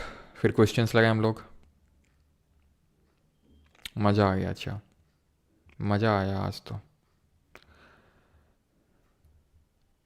चलो क्वेश्चन स्टार्ट करते हैं। नेक रोटेशन कर लीजिए। हाँ, थैंक यू। हाँ, ये नटराज स्टैचू है, आपका नटराज पोजीशन है। विजय नगर के टेम्पल के बारे में नहीं पढ़ना है संजना सिंह, या विजयनगर पढ़ेंगे तो वहाँ पढ़ेंगे, ठीक है। चलो, तो आज हमने पढ़ा है ट्राईपार्टाइट स्ट्रगल और चोलास के बारे में। तो जल्दी से देखते हैं ट्राईपार्टाइट और चोलास के क्वेश्चंस। पहला ही question, the king of dance is a description of Trimurti at Elephanta caves. Kaliya Mardan of Krishna, Bodhisattva of Maitri at Gandhara, bronze Nataraja of the Cholas. तो आंसर क्या होगा? Bronze Nataraja of the Cholas. Consider the following statement. Reference, ये किस एग्जाम का क्वेश्चन था? CAPF 2022, ये CDS 2023। With reference to Nataraj bronze sculpture at Chola period, तो Shiva is shown balancing himself on his right leg representing तिरोभव। तो तिरोभव को represent कर रहे हैं, यानी कि बैलेंस कर रहे हैं राइट लेग पे। बिल्कुल सही है, राइट लेग में खड़े हुए हैं, वो बैलेंस कर रहे हैं। Shiva is shown raising is left leg in Bhujang, ठीक है, भुजंग त्रसित जो स्टांस है, representing kicking away the illusions from the devotees mind. तो डिवोटी के माइंड से इल्यूजन्स को किक करते हुए दिखा रहा है। बिल्कुल ये उसको दर्शाया गया शिव जी का जो लेफ्ट पैर है जो हवा में है। और the main right hands toward the डमरू, शिवाज फेवरेट म्यूजिकल इंस्ट्रूमेंट। तो बिल्कुल इसमें ये स्टेटमेंट तो गलत होने का कोई सवाल ही नहीं बनता है। क्यों? क्योंकि हमने देखा था राइट हैंड में ही है एक तो, ठीक है। बस यही हो सकता है कि राइट में है कि लेफ्ट में, तो राइट में है। और बिल्कुल ही तो बच्चे को पता है कि शिव जी का फेवरेट म्यूजिकल इंस्ट्रूमेंट डमरू है ना, जो कि पूरा एक्सपैंडिंग यूनिवर्स को, है ना, वो डिनोट कर रहा है। तो ऑप्शन नंबर डी आंसर हो जाएगा 1, 2 and 3। Which are the following dynasties of south India issued their documents first in Prakrit and later in Sanskrit. तो इसमें से कौन सी डायनेस्टी थी जिसने कि पहले अपने जो डॉक्यूमेंट्स उनको प्राकृत में इशू किए, देन उसके बाद संस्कृत में? तो the dynasty was Chola of Tamil Nadu. It was Pallava of Tondai Mandalam, ठीक है। तोंडई मंडलम के ये पल्लव थे, इन्होंने पहले अपने जो इंस्क्रिप्शंस हैं वो संस्कृत में लेके आए, देन उसके बाद प्राकृत में लेके आए, देन उसके बाद संस्कृत में। Fourth, who among the following Chola kings encouraged the Shailendra ruler of Shri Vijaya to build a Buddhist vihara in Negapattinam में? किसने यहाँ पर वो किया था, मोटिवेट किया था? CAPF 2022 का क्वेश्चन है।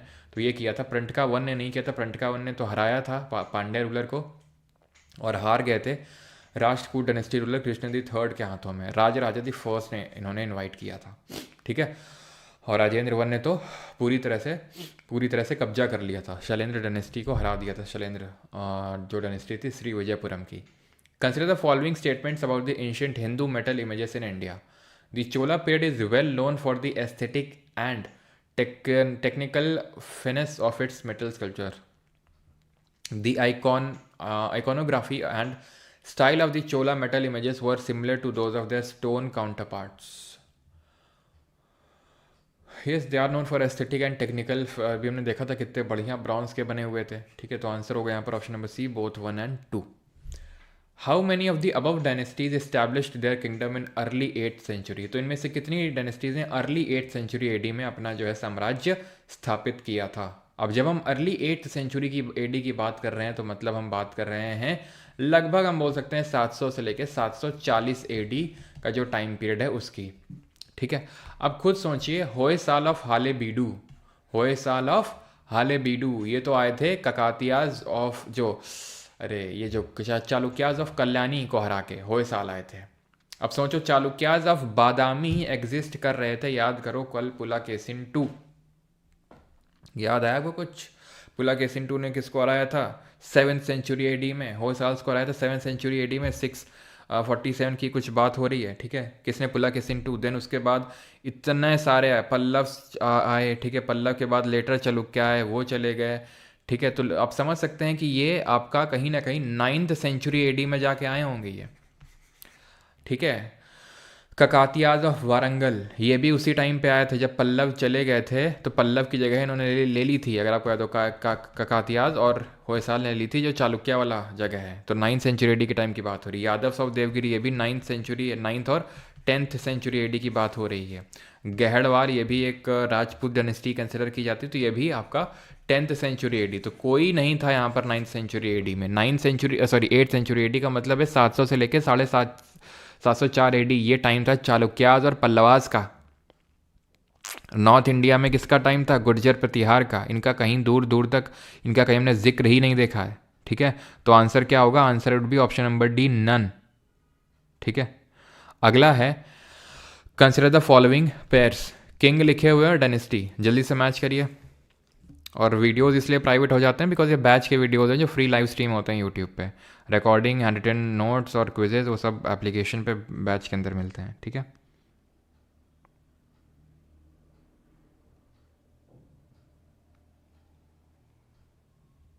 क्या मतलब तुम लोग पहले से कंसिडर करके रखे हो क्या? कुछ ना कुछ तो होगा ही, कुछ ना कुछ तो होगा। नन तो होता ही नहीं है, तो नन क्या पागल है दे रखा है उसने? हैं? या फिर होयसाल, गहड़वाल, ककातियाज, इनके बारे में पढ़ा था यहाँ पे। भाई 700 और 740 में तो यहाँ पर चालुक्यास चल रहा था, पल्लवास चल रहा था, उसके अलावा कुछ था ही नहीं। उसके बाद तो राष्ट्रकूट आए, उसके बाद या होयसाल और यादव आए। ठीक है, और ऊपर यहाँ पर तो गुर्जर प्रतिहार का चल रहा था पूरा। यहाँ पे सही आंसर क्या होगा? तो राजा भोज, ठीक है, ये परमार डायनेस्टी के प्लेयर थे, ना कि राष्ट्रकूट के। तो ये अलग गलत हो जाएगा आपका। ठीक है, ये अलग गलत हो जाएगा। नागभट्ट गुर्जर प्रतिहार के थे, बिल्कुल सही है। जय शक्ति परमार के नहीं होंगे, ये चंदेल के थे। और नानुक ये चंदेल के थे। तो 1 और 3 आंसर हो जाएगा, only 2 pairs, option number B. At which of the following places was a Shiva temple not constructed under the patronage of Chola rulers. तो कहाँ पर यहाँ पर शिव टेम्पल नहीं बनवाया गया था? आपको क्यों लगता है कि हम IAS लेवल के हैं? भाई बात IAS की नहीं कि भाई ये सिविल सर्विसेज का क्वेश्चन है। अब ये पढ़ा है ना हमने, नाग भट्ट, हमने पढ़ा है ना कि ये भोज परमार के हैं, तो फिर क्या दिक्कत है? हमने ये पढ़ा है ना, ये भी सिविल सर्विसेज का क्वेश्चन है 2023 का। लेकिन डिफिकल्ट क्या है इसमें? ये थोड़ी ना कहीं सिविल सर्विस का IAS का, पहले ही देख लिया IAS का क्वेश्चन है ये। कैसे कर पाएंगे? क्यों नहीं कर पाएंगे? क्या हमने होयसाल के बारे में नहीं पढ़ा है? क्या हमने कातियास के बारे में नहीं देखा? हमने यादव के बारे में नहीं देखा है? क्या दिक्कत क्या है उसमें? ठीक है, गहड़वाल आप समझ सकते हो कि ठीक है इसका जिक्र नहीं हुआ, लेकिन इन सबको तो एलिमिनेट कर ही सकते थे ना आराम से आप। इसीलिए तो क्रोनोलॉजी पूरा समझ के आ रहे हैं, और रिवीजन आप करना पड़ेगा। ठीक है, अगर आप ये नहीं क्वेश्चन बना पा रहे हैं तो फिर आप SSC का भी नहीं बना पाएंगे, ये भी ध्यान में रखिए। ठीक है, तो अगला है at which of the following places was a Shiva temple not constructed under the patronage of Chola rulers. तो भाई नाने घाट थोड़ी ना होगा, नाने घाट महाराष्ट्र का ऐसा लग रहा है, मराठी नाम लग रहा है। मराठी में थोड़ी, महाराष्ट्र में थोड़ी ना ये चोला रूलर्स कहीं गए हैं। ठीक है, तो नाने घाट जो है सातवाहना के टाइम पे बना था। ठीक है, which of the following has been an important early Chola painting discovered at the Brihadeshwara temple Thanjavur. तो बृहदेश्वर टेम्पल तंजावुर में एक पेंटिंग मिली थी 1931 में, कौन सी थी? सबका सही है।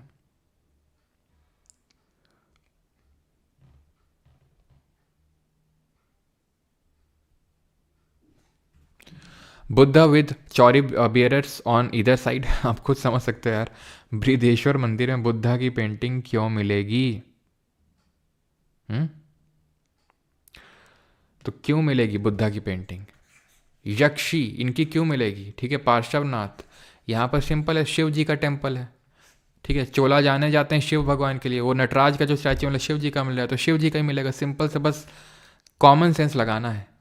सिर्फ पल्लव सातवाहना के फ्यूडेटरी माने जाते हैं, सातवाहना के सामंत माने जाते हैं। ठीक है, क्लियर है? तो शिव जी का मिलेगा। कोई ये कॉमन सेंस क्वेश्चन है। वो among the following Chola kings conquered and annex the Maldives. तो मालदीव्स को किसने किया था? प्रणटका ने तो नहीं किया था, राजा ने एक्वायर किया था। राजेंद्र ने श्रीलंका पे कब्जा कर लिया था। सारा कुछ पड़ा हुआ है। ठीक है, 10 क्वेश्चन। अब आ जाते हैं SSC के क्वेश्चंस करते हैं।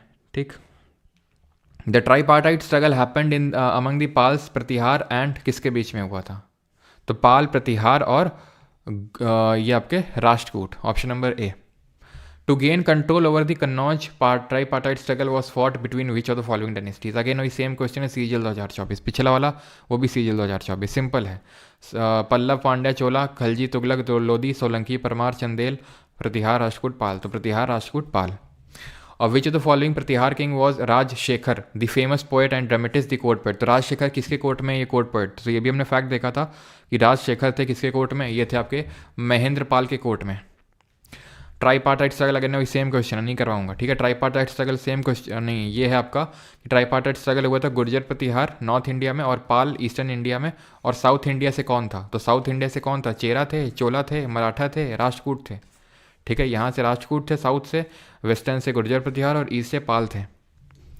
Among which of the following Gurjara Pratihara king was highly praised by the Arabian scholar Suleiman, Suleiman ने प्रेज किया था इसको कि भाई इनके टाइम पे रॉबर्स नहीं है। कौन, नागभट्टी सेकंड, रामभद्र वत्सराज या फिर मिहिर भोज। तो ये मिहिर भोज जो one of the greatest king consider किए जाते हैं गुर्जर प्रतिहार डायनेस्टी के। Who among the following founded Gurjara Pratihara dynasty के फाउंडर कौन थे, तो रामपाल थे ना, ये तो पाल डायनेस्टी के वन ऑफ द रूलर्स थे। Nagabhatta Pratihara who had first their capital at Bhinmal gained prominence during the rule of, तो भीनमल जिनकी कैपिटल थी किनके टाइम पे प्रोमिनेंस में आए, यानी कि प्रोमिनेंस का मतलब एकदम इनका मेन उदय हुआ, तो प्रोमिनेंस में आए थे नागभट्ट दी फर्स्ट के टाइम पे, ठीक है। Who founded which of the following universities was founded by Pal rulers, तो पाल रूलर्स में इनमें से कौन सी यूनिवर्सिटी फाउंड करी थी, तो हमने देखा था एक तो धर्मपाल और इनके जो पापा थे गोपाल जो इस डायनेस्टी के फाउंडर थे। तो गोपाल ने उदांतपुरी सिटी को स्टैब्लिश किया था और धर्मपाल ने विक्रमशिला को। ऑप्शन नंबर ए आंसर हो जाएगा। नालंदा को कुमार गुप्त ने फाउंड किया था, ठीक। इस और डेफिनेटली बैच 3.0 से एनटीपीसी हो जाएगा और कुछ भी बुक करने की कोई ज़रूरत नहीं है आपको, कोई भी बुक। वो among the following founded by the Pala dynasty in the 8th century AD, तो क्या पूछा होंगे, अच्छा तो फाउंडर कौन है, तो ये आपका सीजीएल और सीएचएसएल दोनों में पूछा गया इस बार, Gopal. Option number B answer हो जाएगा। Dharmapal is known to have founded which of the following universities near Bhagalpur, तो धर्मपाल ने भागलपुर के पास कौन सी यूनिवर्सिटी बनाई, तो it was Vikramshila.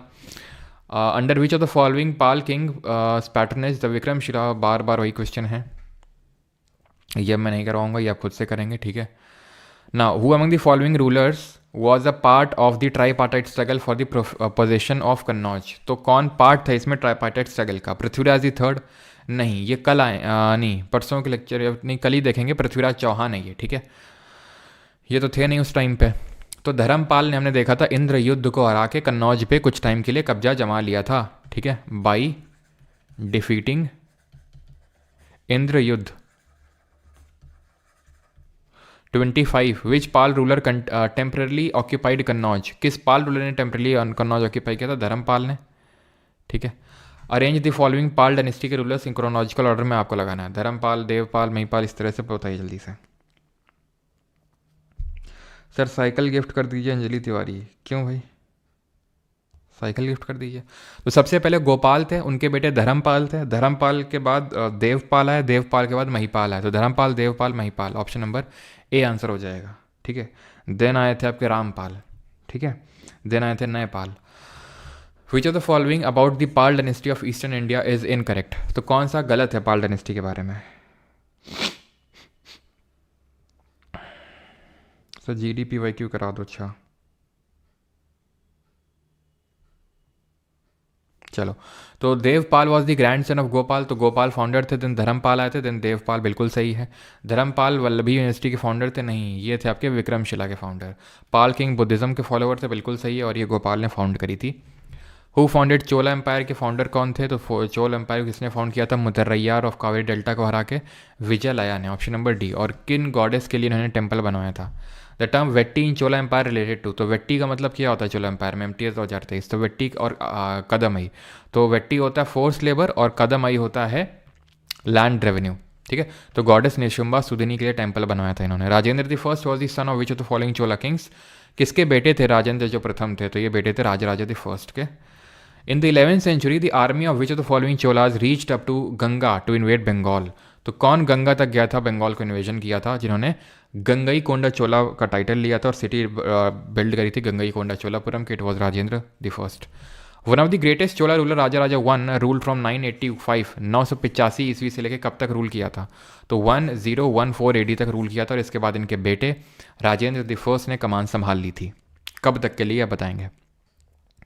South India में the dash was a village assembly found in areas where the land owners were not Brahmins, तो कौन सी village assembly होती थी जहाँ पे लैंड ओनर्स ब्राह्मण्स नहीं होती थी, तो हमने दो तरह की पढ़ी है, ठीक है।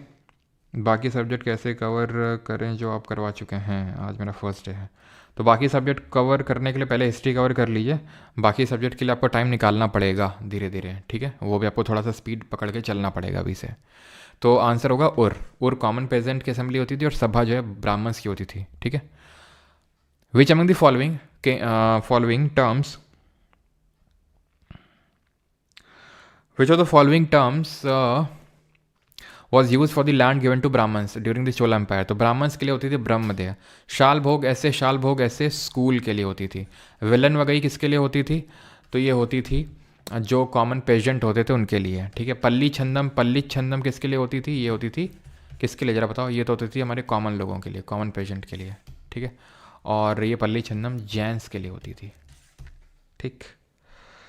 सर बैच में क्विज टॉपिक वाइज मिलेंगी या कंबाइंड? टॉपिक वाइज मानसी जी।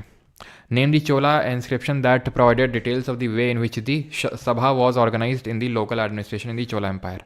तो कहाँ से हमें पता चला था कि सभा किस तरह से ऑर्गेनाइज की जा रही थी, कि पत्ती वत्ती ला के और वो सब छोटे बच्चे को बुलाया जा रहा था? तो ये सारी चीज़ें हमें पता चलती हैं उत्तरा मेरूर, जो कि चिंगलेपुट डिस्ट्रिक्ट में आपको देखने को मिलता है तमिलनाडु में। Which Indian city is associated with the creation of highly skilful bronze sculptures? तो हाईली स्किलफुल ब्रॉन्ज स्कल्पचर किसने बनाए थे? चोलाज ने। याद करो नटराज जो हमने देखा था स्टैच्यू, लॉस्ट वैक्स टेक्निक से। अनुराधापुर वाला कर लेंगे आप, ठीक है। कैपिटल ऑफ, अब यहाँ पर आपको बताना है जल्दी से कि which of the following is or are true about the Cholas. Capital of Chola kingdom was Tanjore. Vikram Chola was had in his veins the blood of Chola and eastern Chalukyas. Rajendra the first Chola is known as Gangai Konda Chola. तीनों ही सही हैं, इनकी कैपिटल तंजौर थी। राजेंद्र द फर्स्ट को हम गंगई कोंडा चोला के नाम से जानते, तो 1 और 3 तो सही होगा ही होगा, ठीक है। और दूसरे की अगर बात कर लें तो बिल्कुल उनके, अब भाई ऐसा तो है नहीं कि उनके आर्टरीज और वेंस निकाली गई थी और चोला के ब्लड से मैच किया गया, तो मतलब है यार विक्रम चोला, तो चोला का ही खून बहेगा ना यार नसों में, कैसी बात कर रहे हो, ठीक है। Option number C 1, 2 and 3। Which of the following Rashtrakuta ruler जिसने कि हिरण्यगर परफॉर्म किया था, कल देखा था, इसका क्या मतलब होता है? इसका मतलब होता है गोल्डन वूम्ब, ठीक है। बहुत वीडियो प्राइवेट क्यों किए हो सर जी? इसलिए किए हुए हैं सर जी क्योंकि ये बैच की वीडियो हैं, ठीक है, इसलिए प्राइवेट हो जाती हैं, ये फ्री होती हैं लाइव स्ट्रीम, ठीक है, यूट्यूब पे। कृष्णा दी फर्स्ट ने कैलाश टेम्पल बनाया था एलोरा में, है ना। इसको करिए जरा। With reference to medieval history consider the following statement. The founder of the Chola dynasty called the imperial Cholas was Vijayalaya. Founder Vijayalaya थे, yes.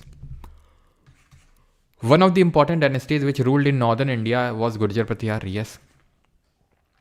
Pala ruled in western India and Rashtrakuta ruled in the southern India in the early years. बिल्कुल गलत है, Pala ruled in the eastern India, Bengal वाले क्षेत्र में। तो correct पूछा है, MTS 2024 का सवाल है, तो 3 तो होगा नहीं, option number first 1 and 2 only हो जाएगा। कृष्णा दी third of the Rashtrakuta dynasty established a victory pillar and a temple at which of the following cities of South India after defeating the Chola ruler Prantaka I को हराने के बाद? याद आ रहा है आपको? कृष्णेश्वर टेम्पल बनवाया था और एक विक्ट्री पिलर बनवाया था रामेश्वरम में, ऑप्शन नंबर ए तमिलनाडु में। कुलोटुंगा 1 was the king of which of the following dynasties? तो कुलोटुंगा, ठीक है, टुंग तो किसके डायनेस्टी के रूलर थे? सर 2.0 स्टैटिक जी के इनफ होगी। हाँ जी इनफ है, ठीक है, इनफ तो है ही। अब मैं अपने साइड से तो पूरा करवा ही देता हूँ, बाकी SSC भी कभी कभी कुछ भी पूछ लेता है ना, तो इस चीज़ का भी ध्यान रखना होगा हमें। क्लियर? तो सर मैं पूछ रहा है कुलोटुंगा, तो कुलोटुंगा तो यार ईस्टर्न चालुक्य का था शायद, और ये बाद में चोला का होगा, ठीक है, option number B. Kulottunga was the Chola dynasty का रूलर। ये RPF में पूछा गया 2024 बी क्वेश्चन, ठीक है। तो कुलोटुंगा जो was a Chola ruler, Kulottunga. King of which among the following dynasties defeated the kings of Malay Java Sumatra को किसने डिफीट किया था? बताओ भाई। श्री विजयपुरम सैलिन डायनेस्टी, राजेंद्र द फर्स्ट ने डिफीट किया था राजेंद्र चोला दी फर्स्ट ने, ठीक है। कर लेंगे सभा और ब्रह्मदेव क्या होता है, कर लेंगे। राजराजा 1 ने कब से रूल किया था? अभी देखा था 985 AD से 1014 AD तक, ठीक है। Which of the following towns was built by the ruler Vijayalaya in Kaveri delta में? कौन सा टाउन बनाया गया था? तो हमें पता है कौन सा, तंजावुर का टाउन बनाया गया था। महमूद ऑफ गजनी किसका कंटेम्प्रेरी था? तो ये कंटेम्प्रेरी था राजेंद्र चोला फर्स्ट का, है ना। Who among the following beloved to the ancient chiefly family of Cholas from Urayur captured the Kaveri delta from Uttaraiyar? तो किसने? और वही सिंपल विजयलय हो जाएगा, ठीक है।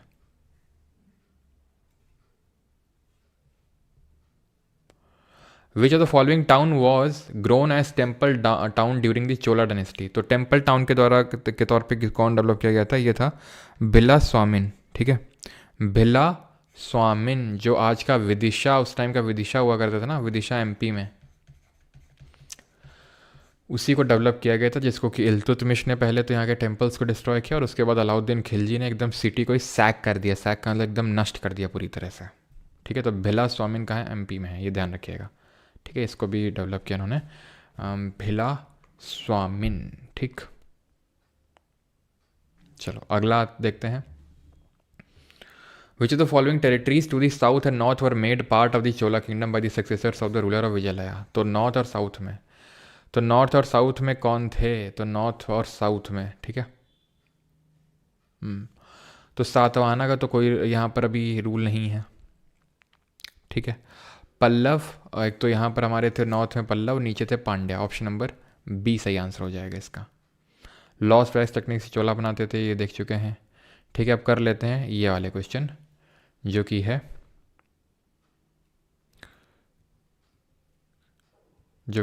ये वाले टेम्पल वाले। ठीक है, टेम्पल आर्किटेक्चर।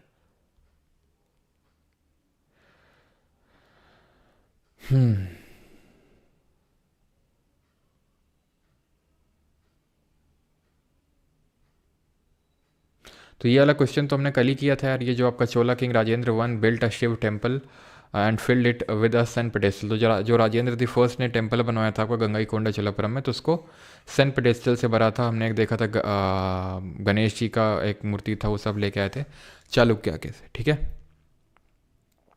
चलो। Who among the following was given the title of Uttarapatha Swamin. तो उत्तरपथ स्वामिन का टाइटल किसको दिया गया था, तो ये ध्यान रखिएगा धर्मपाल को दिया गया था उत्तरपथ स्वामिन का टाइटल। इस चीज़ को नहीं होगा तो यहाँ पर मैं लिख दूंगा भी। ठीक है, याद दिलाना मुझे नोट्स जो आपके वो हम लोगों ने पीपीटी से पढ़ा था उसमें। In Dravidian style of temple the main temple tower, जो मेन टेम्पल टावर उसको क्या बोलते हैं, गोपुरम, मंडप, विमान या शिखर। तो गोपुरम तो होता है आपका एंट्रेंस, मंडप होता है पिलर्ड हॉल, विमान होता है, शिखर होता है नगर स्टाइल ऑफ जो आर्किटेक्चर होता है उसमें जो मेन टेम्पल टावर होता है उसको शिखर बोलते हैं। Entrance gateway in Dravidian style temple is known as. तो entrance gateway Dravidian style temple में किस नाम से जाना जाता है, तो इसको बोलते हैं gopuram. Option number A will be the correct answer. ठीक, अगला है 59। तो 59 है आपका the architectural marvels temples at Gangaikonda Cholapuram were built by which of the following kings. तो राजेंद्र ने बनवाया था इसको। ठीक है, Rajendra the first. The magnificent Kailash temple at Ellora was built during the reign of. तो कैलाश टेम्पल एलोरा जो हमारा मोनोलिथिक रॉक का टेम्पल है, कृष्णा द फर्स्ट ने बनवाया था इसको। The elliptical shapes in temple architecture, सारे रिकॉर्डिंग परमार अकेडमी ऐप के अंदर अवेलेबल हैं। ठीक है, बैच के अंदर, परमार जी के बैच 3.0 के अंदर। Elliptical shapes in temple architecture in Dravidian style are known by which of the following given terms. तो इलिप्टिकल शेप को क्या बोलते हैं, जब साइडल प्लेन टाइप वो था उसको गज, यानी कि हाथी की पीठ की तरह गज पृष्ठ उसको बोलते हैं। ऑप्शन नंबर ए आंसर हो जाएगा। आखिरी क्वेश्चन करते हैं, Vallabhi type of Nagar temple. Vallabhi type मतलब जो गुजरात में देखने को मिल रहा है। अच्छा, वल्लभी किसकी कैपिटल थी, जरा याद करो, वल्लभी किसकी राजधानी थी। तो आंसर यहाँ पर हो जाएगा रेक्टेंगुलर शेप में। ठीक है, जैसे रेक्टेंगुलर, जैसे हमने देखा इलिप्टिकल वहाँ पर देखने को मिल रहा है तो उसको हम गज पृष्ठ बोल रहे हैं, ये रेक्टेंगुलर है। ठीक है, तो वल्लभी किसकी कैपिटल थी, याद करो अगर, तो ये कैपिटल थी जिसकी शादी किसके साथ हुई थी, ध्रुव सेन की शादी हुई थी हर्षवर्धन के साथ, मैत्रक वंश, जो मैत्रक वंश था। ठीक है, चलो। ऐरावतेश्वर मंदिर किसने बनवाया था, तो बृहदेश्वर हमने देखा था। जो बृहदेश्वर मंदिर था वो दो थे, एक तो था जो तंजौर में बना हुआ था और दूसरा था जो बना हुआ था गंगईकोंडा चोलापुरम में। ठीक है, तो ये बना, इसको हम राजेश्वर मंदिर के नाम से जानते हैं क्योंकि इसको राजा ने बनवाया था इसलिए। ठीक है, और इसको राजेंद्र चोला फर्स्ट ने बनवाया था। ठीक है, और एक है ऐरावतेश्वर, तीनों ही ग्रेट लिविंग चोला आर्किटेक्चर में आते हैं। इसको राजा चोला सेकंड ने बनवाया था और ख़त्म हो गया। ठीक है, बाकी तो आप कर ही सकते हो, ये भी कर सकते हो। ये क्वेश्चन करो, सिद्धेश्वर महादेव जो टेम्पल है बंगाल में, it depicts the architecture of which dynasty, तो किस डायनेस्टी का ये डिपिक्ट करता है आर्किटेक्चर? तो सिद्धेश्वर महादेव टेम्पल। बहुत आसान है, क्यों भाई? यहाँ पर उसने एक बहुत बड़ा हिंट दे दिया आपको, बंगाल। ठीक है, शुंगा डायनेस्टी, शुंगा उंगा तो सब कहाँ रूल कर रहे थे भाई? शुंगा कनवा ये सब, ये तो होगा नहीं। चालुक्य का रूल यहाँ पे था, बंगाल का दूर दूर तक कोई लेना देना नहीं था। पाल डायनेस्टी का रूल था बंगाल पे। ठीक है, स्टार शेप्ड टेम्पल किसने बनवाए थे? याद करो, चेन्ना केशव टेम्पल, याद आया? चेन्ना केशव, चेन्ना का मतलब होता है ब्यूटीफुल, और केशव, केशव ब्यूटीफुल, केशव, केशव का मतलब आई थिंक विष्णु जी का टेम्पल है, तो विष्णु जी को बोला गया होगा ये। ठीक है, ये है आपका ये होयसाल ऑफ हाले बीडू, जो द्वार समुद्रम के होयसाल है। ठीक है, in which of the following temple you will you find gopuram? गोपुरम किस मंदिर में तुमको देखने को मिलेगा? शिव टेम्पल जो चिदम्बरम में है, भाबत तरिणी टेम्पल दक्षिणेश्वर में जो कि है, गोल्डन टेम्पल अमृतसर में, दिलवाड़ा टेम्पल माउंट आबू में। तो बहुत आसान है, साउथ इंडिया के टेम्पल में गोपुरम होता है। नगर श्रेष्ठी कौन होता है? देख चुके हैं भाई, नगर श्रेष्ठी की पोस्ट किसने हेल्ड नहीं करी थी?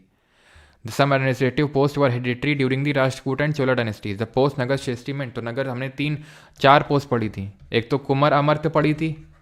कुमार अमर्त्य कौन होता है? Important minister. फिर एक होता है महादंड नायका, ऑफिसर ऑफ जस्टिस, महादंड दंड नायका। ठीक है, और हमने पढ़ा था संधि विग्राहिका, officer of war and piece.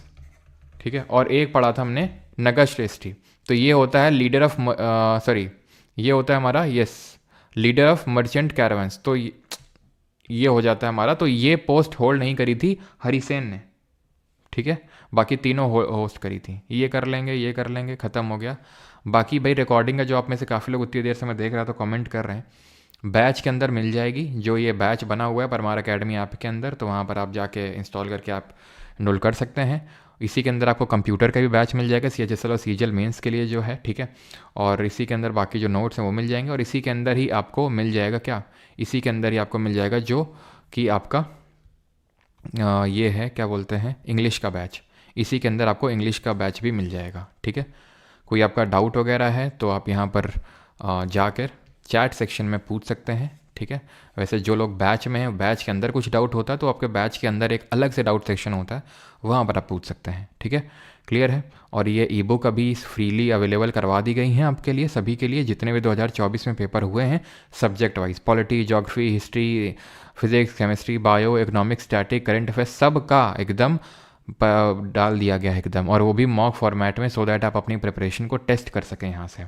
ये परमार अकेडमी ऐप के अंदर भी आपको संगठित तौर से एक पर्टिकुलर सेक्शन के अंदर मिल जाएगी। ऑलराइट, इंग्लिश में भी और हिंदी में भी हैं ये। ठीक है, सारी बुक्स। ऑलराइट, और इंग्लिश की क्लास भी आपको इसी बैच के अंदर मिल जाएगी, अलग से एनरोल करने की ज़रूरत नहीं है उसमें। ठीक है, तो PSP सर आपकी ये क्लास ले रहे हैं और ये 9 PM पे आपकी होती है। ऑलराइट, थैंक यू, धन्यवाद। नोट्स बहुत से लेट अपडेट होते हैं, जल्दी अपलोड करवा दिया करिए प्लीज़ भाई। नोट्स अपडेट लेट होते हैं तो भाई नोट्स का क्वालिटी भी तो देखो वो कैसा है। ठीक है, और अगर अभी एक करे कुछ वो हो जाए एरर वगैरह, तो आप ही बोलो कि इसमें एरर है, फूंक मार के तो बन नहीं जाते हैं। ठीक है, टाइम लगता है उन तरह के नोट्स को बनाने में, क्या चीज़ लिखनी है, क्या चीज़ नहीं लिखनी है, फिर उसको करेक्शन पे जाता है, उसको एक बार रिव्यू किया जाता है कि भाई सारी चीज़ें ठीक हैं कि नहीं हैं। तो चीज़ों में थोड़ा टाइम तो लगता है। बाकी हाँ, आपने बोला है तो थोड़ा कोशिश और करेंगे कि और थोड़ा जल्दी हो, है ना। उनको कैसे कवर करें? फ्री में कैसे कवर करेंगे, मतलब क्या भाई? फ्री में तो वो कवर नहीं हो सकते हैं। ठीक है, लाइव ही चलती हैं क्लासेस, रिकॉर्डिंग ऐप के अंदर अवेलेबल होती हैं। इसी बैच के अंदर जीवन साथी मिल जाए तो क्या बात है। बिल्कुल यश गौतम, जीवन साथी भी दिलाएंगे, लेकिन पहले उसके लिए सिलेक्शन लेना पड़ता है। उसके बाद जीवन साथी भी हम आपको इस बैच में दिलाते हैं। ठीक है, इसमें हम कपलिंग करवाते हैं लोगों की। राष्ट्रकूट एडमिनिस्ट्रेशन के बारे में नहीं पढ़ना, जितना पढ़ना है उतना यहाँ पर चीज़ें देख रहे हैं अपने लेवल की। ठीक है,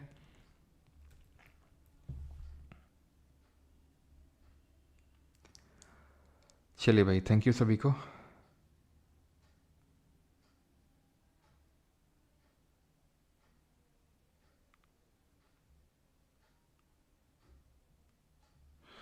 चलिए, थैंक यू, धन्यवाद सभी को।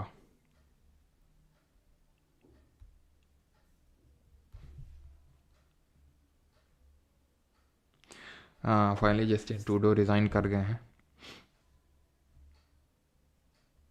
चलो भाई, थैंक यू, धन्यवाद।